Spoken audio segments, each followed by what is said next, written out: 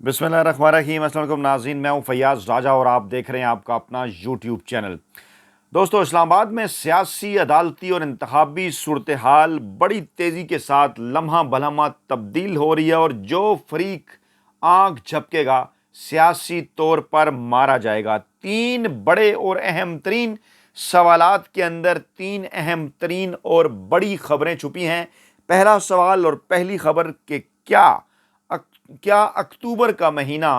Supreme court of Pakistan के 8 जजेस की जानिब से कप्तान की रिहाई का महीना बनने वाला है। इस हवाले से कुछ लेटेस्ट अपडेट्स और डेवलपमेंट आपके गोश गुजार करेंगे। और दूसरा बड़ा अहम तरीन सवाल और उसके अंदर छुपी हुई खबर कि जस्टिस काजी फाइज ईसा साहब 2 नए जजेस सुप्रीम कोर्ट ऑफ पाकिस्तान में कब, कैसे और क्यों अपॉइंट करना चाहते हैं। और तीसरी बड़ी खबर, तीसरा अहम तरीन सवाल कि अगले हफ्ते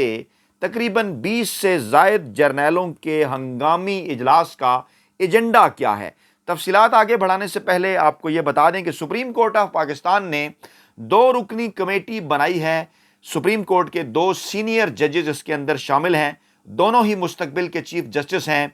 और वो हैं जनाब जस्टिस मुनीब अख्तर और जस्टिस मंसूर अली शाह। और ये 2 रुकनी कमेटी आइंदा आने वाले केसेस को की मैनेजमेंट के हवाले से काम करेगी। कौन सा केस किस तरीके से कब और कैसे लगाना है। सुप्रीम कोर्ट ऑफ पाकिस्तान में इस वक्त 15 जजेस काम कर रहे हैं, जबकि आइनी सूरत हाल कुछ यूं है कि आइन ने ये हद बताई है 17 जजेस। 2 जजेस की अभी तैनातियां होनी हैं। और जो ज़राए सुप्रीम कोर्ट ऑफ पाकिस्तान के दावा कर रहे हैं वो ज़राए का दावा इंतहाई सिग्निफिकेंट मौजूदा सियासी सूरत हाल के हवाले से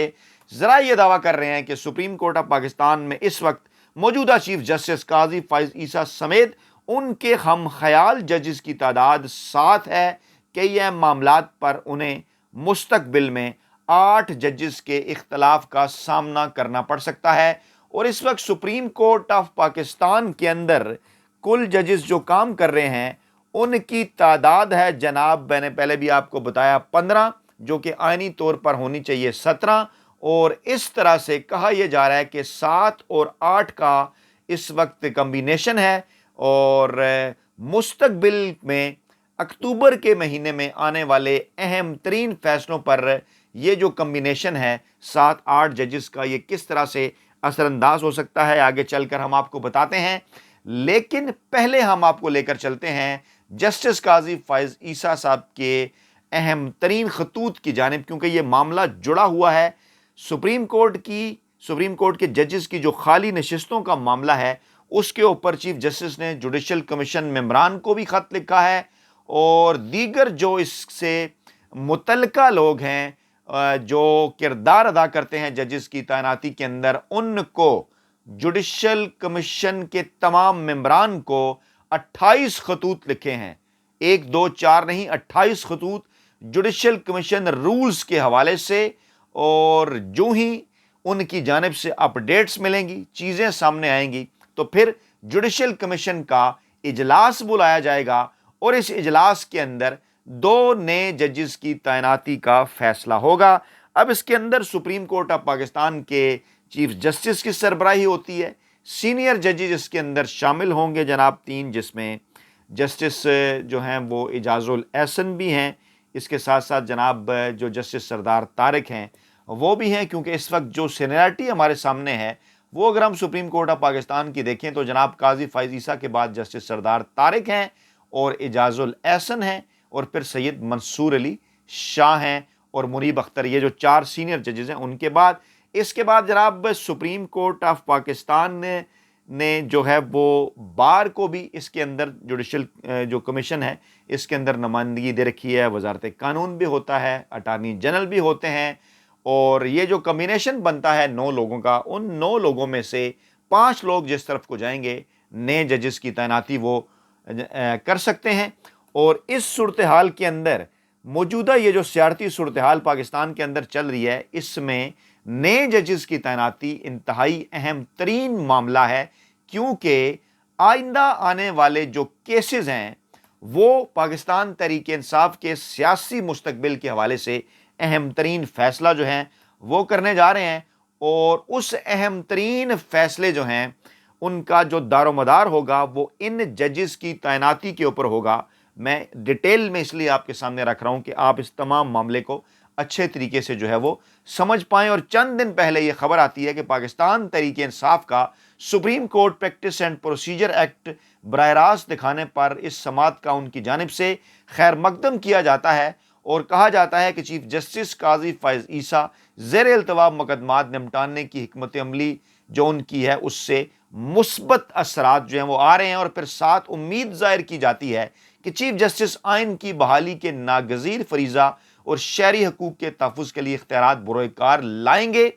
اچھا، اب خبر اس کے اندر یہ ہے کہ نئے ججز کی تعیناتی ہوگی۔ 17 ججز جب ہو جائیں گے سپریم کورٹ آف پاکستان کے اندر، سپریم کورٹ کے ذرائع کا یہ دعویٰ ہے فل کورٹ اجلاس ہوگا تاکہ کوئی اعتراض نہ کرے، اور اس کے بعد وہ 17 ججز جو ہیں آگے آنے والے جو اہم ترین کیسز ہیں، جس میں عمران خان کا کیس ہے، سائفر کا معاملہ ہے، 9 مئی کے واقعات کے اوپر کیسز ہیں، اس وقت عمران خان کے اوپر سیکرٹ ایکٹ کے تحت جو کیسز چل رہے ہیں وہ ہوگے۔ آگے چل کر 9 مئی کے حوالے سے جو ممکنہ طور پر خفیہ ہاتھوں کا یا اسٹیبلشمنٹ کا پلان نظر آ رہا ہے عمران خان کو سزا دینے کے حوالے سے، عمران خان کو الیکشن سے مائنس کرنے کے حوالے سے، اس وقت یہ جو آج جسٹس قاضی فائز عیسیٰ صاحب نے 28 خطوط لکھے ہیں، ان کی روشنی میں رولز سامنے آئیں گے، جوڈیشل کمیشن کا اجلاس ہوگا، نئے ججز تعینات ہوں گے اور وہ کریں گے اہم ترین فیصلہ۔ اور اس کے ساتھ ساتھ آپ کو یہ بھی بتاؤں کہ یہ ان دنوں ہو رہا ہے کہ جب اسلام آباد ہائی کورٹ کے چیف جسٹس بھی کہہ چکے ہیں کہ جیل میں عمران خان کے تحفظ کی جو درخواست ان کے پاس آئی ہے اس پر میں بہت جلد مناسب آرڈر کروں گا۔ آج آرڈر نہیں کر رہے، صورتحال دیکھی جا رہی ہے تمام تر سٹیک ہولڈرز کی جانب سے، عمران خان کے اوپر دباؤ ہے، عمران خان کو کچھ چیزیں منوانے کی کوشش کی جا رہی ہے، عمران خان وہ نہیں مان رہے۔ ذرائع کا یہ دعویٰ ہے کہ بارہا یہ کوششیں ہو چکی، لیکن سائفر رجیم چینج آپریشن ایک ہی معاملہ اور دوسرا 9 مئی کے واقعات ہیں، جو ان دونوں معاملات کے اوپر عمران خان یہ چاہتے ہیں کہ یہ معاملات جائیں عدالتی کمیشن کے پاس، سپریم کورٹ آف پاکستان کے پاس، اور بے شک Supreme Court of Pakistan full court جو ہوگی ابھی 15 ججز کی ہے، جس کی خیر مقدم کیا براہ راست سماعت پریکٹس پروسیجر ایکٹ کا عمران خان نے، تحریک انصاف نے۔ آگے چل کر اگر یہ 17 ججز کی ہوتی ہے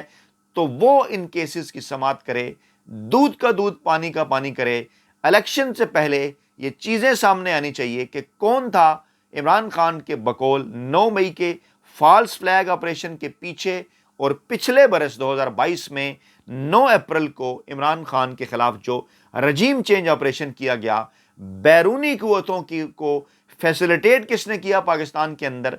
خواجہ آصف صاحب کی آج سٹیٹمنٹ آئی، انہوں نے کہا معاملات 2021 سے خراب ہونا شروع ہو گئے تھے، اور پھر انہوں نے تعیناتی کی بات کی، D G I S I کی، پھر انہوں نے کہا کہ یہ معاملہ پھر آگے بڑھا اور تحریک عدم اعتماد تک گیا، چیزیں کھل رہی ہیں واضح۔ انہوں نے کہا اس کا کیا مطلب ہے کہ D G I S I کی تعیناتی سے اختلافات ہوئے اور پھر معاملہ عدم اعتماد تک گیا، یعنی وہ واضح کر رہے ہیں کہ اس کے اندر پاکستانی اسٹیبلشمنٹ نے جو ہے وہ اس وقت کے آرمی چیف نے، اس وقت کے D G I S I جو ابھی بھی D G I S I ہیں بقول خواجہ آصف کے، ہم نہیں کہہ رہے، وہ کہہ رہے ہیں کہ یہ معاملہ اختلافات کے اوپر ہوا D G I S I کی تعیناتی کے وقت، اور پھر یہ معاملہ عدم اعتماد تک گیا اور عمران خان کی حکومت کو گھر جانا پڑا۔ قاضی فائز عیسیٰ ماضی کے اندر راولپنڈی فیض آباد دھرنا کیس ہو، یا اس سے پہلے بلوچستان جو ہے وہ بلاسٹ جو ایک ہوا تھا اس کا معاملہ ہو، یا اس سے پہلے میمو کمیشن کے معاملات ہو، تمام تر کیسز انہوں نے سنے، ہائی پروفائل، اہم، اور آخری 2 کیسز کے اندر ان کا یہ ایک تاثر بنا کہ وہ اینٹی اسٹیبلشمنٹ جج اور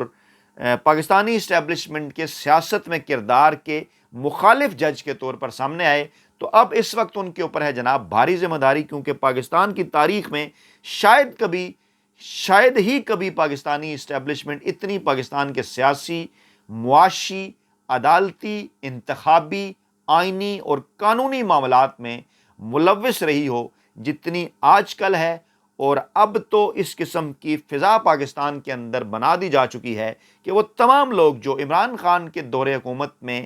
1% بھی اگر کوئی انٹرونشن ہوتی تھی اسٹیبلشمنٹ کی جانب سے تو اس کے اوپر بڑا شور کیا کرتے تھے، لیکن اس کے بعد پی ڈی ایم کے 18 ماہ کے دور حکومت میں 100% حکومت کس کے ہاتھ میں تھی؟ نگران سیٹ اپ کے دور میں 100% حکومت کس کے ہاتھ میں ہے؟ لیکن اس کے باوجود ان سرکلز کی جانب سے خاموشی ہے، جس کی ایک وجہ تو سختی اور دوسری وجہ ان کا عمران خان سے بغض قرار دیا جاتا ہے۔ امید ہے اب آپ یہ تمام تر معاملہ اچھے سے جان اور سمجھ گئے ہوں گے۔ اب آپ کو بتاتے ہیں کہ عمران خان کے متعلق کہا کیا گیا، کیا خبریں آئیں ذرائع کے حوالے سے جب سائفر کی سماعت ہوئی کل کہ عمران خان بظاہر نارمل نظر آ رہے تھے، وزن کم لگ رہا تھا۔ اس قسم کی خبروں کو جنگ جیو گروپ پروموٹ کر رہا ہے۔ بظاہر نارمل کیا نظر آ رہے تھے؟ عمران خان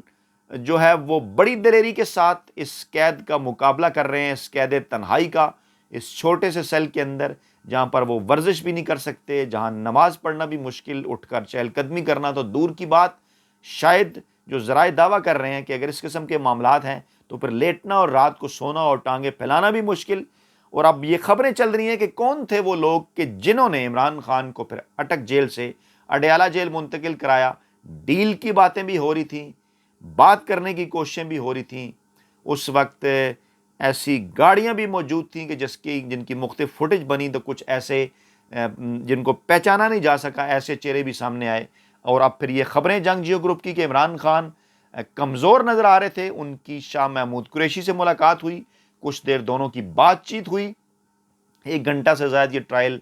جو وہاں پر چل رہا تھا سماعت وہ جاری رہا، اور سب نے یہ بات جو وہاں پر موجود تھے انہوں نے کہا کہ عمران خان ڈٹے ہوئے تھے، بہادری کے ساتھ وہ مقابلہ کر رہے ہیں، اور پاکستانی عوام کو کے نام اپنے پیغام میں انہوں نے یہ بات واضح کی ہے کہ آپ نے گھبرانا نہیں ہے، مافیا ہینڈلرز اور سہولتکاروں کا ڈٹ کر مقابلہ کرنا ہے۔ اب یہ ہے صورتحال، جس صورتحال کے اندر امریکی جو اسٹیبلشمنٹ ہے اس کا 24-48 گھنٹے پہلے پاکستانی اسٹیبلشمنٹ سے رابطہ بھی ہوتا ہے، اور اس اہم ترین موقع کے اوپر اسلام آباد کے باخبر حلقے یہ سوال بھی اٹھاتے ہیں کہ تمام تر اہم ترین معاملات کے اوپر امریکی اسٹیبلشمنٹ پاکستان میں ایکٹیو۔ امریکی سفیر اس وقت گوادر سے لے کے کراچی تک جن مقامات کے جن اداروں کے دورے کر رہے ہیں، شاید ماضی میں کبھی اس طرح کی کوئی مثال نہیں ملتی۔ بلکہ سوشل میڈیا پر تو کل ایک یہ بات بھی وائرل ہوئی کہ جتنی تیزی کے ساتھ وہ مختلف جگہ پر جا رہے ہیں کہ یہ ایسا نہ ہو کہ وہ فیصل مسجد کے اندر خطبہ دینے کے لیے پہنچ جائے جمعے کا۔ کسی یار دوست نے مذاق کے اندر یہ بات کی کہ یہ صورتحال اب امریکی سفیر کی پاکستان کے اندر انٹرونشن کی ہوگی، اور پھر اسٹیبلشمنٹ امریکہ اور پاکستان کی ان کے آپس میں روابط، اور پھر جو کہا جا رہا ہے کہ کور کمانڈر میٹنگ جو 10 سے 15 تاریخ کے درمیان ہونے جا رہی ہے اکتوبر کے مہینے کے اندر، نواز شریف کی پاکستان آمد سے پہلے یعنی 21 اکتوبر سے پہلے، 18 اکتوبر کو بلاول بھٹو کے جلسے سے پہلے کراچی میں، 15 اکتوبر کو پاکستان تحریک انصاف نے لاہور لبرٹی میں جس جلسے کا اعلان کیا اس سے پہلے، یہ جو اکٹھ ہے، یہ جو کور کمانڈرز کی میٹنگ ہے، یہ جو انتہائی اہم ترین 20 سے زائد جرنیلوں کا اجلاس ہے، اس کے ایجنڈے کو انتہائی اہم قرار دیا جا رہا ہے، کیونکہ ڈیفینیٹلی پاکستان کی اندرونی بیرونی سلامتی کی صورتحال تو ایجنڈا ہوا کرتی ہے، لیکن کون اس بات سے اختلاف کر سکتا ہے کہ گزشتہ 75 برسوں میں پاکستان کے اندر چاہے سویلین گورنمنٹ ہو یا مارشل لا ہو، کور کمانڈرز کی ان میٹنگ کے اندر پاکستان کے سیاسی معاملات پر غور نہیں ہوتا، یا سیاسی معاملات نہیں دیکھے جاتے، یا سیاسی معاملات کے حوالے سے بات چیت نہیں ہوتی۔ اس لیے اب بھی اس کور کمانڈر جو میٹنگ ہے اس کے اوپر ہے نظر، اور پھر یہ مشورہ دیے جانا فیصل واوڈا کی جانب سے جو کہ خود ساختہ ترجمان ہے پاکستانی اسٹیبلشمنٹ کے کہ نواز شریف پاکستان نہ آئیں، یہ معاملہ بھی بڑے سوالات پیدا کرتا ہے۔ دو بڑی انہونیاں ہیں، ایک یہ کہنا فیصل واوڈا جو کہ عمران خان کے خلاف لانچ کیے گئے تھے، اب ان کی جانب سے یہ کہنا کہ نواز شریف بھی پاکستان نہ آئیں، تحریک انصاف کا خیر مقدم کرنا قاضی فائز عیسیٰ صاحب کا، بڑی انہونیاں، پھر یہ روابط امریکی پاکستانی اسٹیبلشمنٹ کے، پھر جناب یہ جو ہے امپارٹنٹ کور کمانڈر میٹنگ، اور سب سے بڑھ کر جسٹس قاضی فائز عیسیٰ صاحب کے 28 خطوط، ان تمام کو جوڑ کر دیکھیں، ڈاٹ کنیکٹس کریں، جوڈیشل کمیشن کا اجلاس بلائے جانے کی اطلاعات آگے چل کر اندر، جس کے اندر 9 اہم ترین افراد، ججز بھی اور وکلاء کے نمائندے بھی اور موجودہ حکومتی نمائندے بھی، سابق چیف جسٹس صاحبان بھی نمائندے ہوا کرتے ہیں چیف جسٹس کے، یہ تمام مل کر نئے 2 ججز کا فیصلہ کرنے جا رہے ہیں وہ 2 نئے ججز کون ہوں گے؟ سندھ ہائی کورٹ سے، لاہور ہائی کورٹ سے، پشاور ہائی کورٹ سے، بلوچستان ہائی کورٹ سے یا اسلام آباد ہائی کورٹ سے؟ اس وقت یہ $1 ملین کویسچن ہے، اور اسی اکتوبر کے مہینے میں یہ تمام تر صورتحال واضح ہو جائے گی کہ کیا عمران خان 8 ججز جو کہ اس وقت جسٹس عمر عطا بندیال کے ہم خیال ججز کے طور پر سپریم کورٹ آف پاکستان میں موجود ہیں، وہ اس معاملے کو کیسے لیں گے؟ اپنا بہت خیال رکھیے گا، دعاؤں میں یاد رکھیے گا۔ نئی ویڈیو کے ساتھ حاضر ہوتے ہیں، اللہ نے کے بعد۔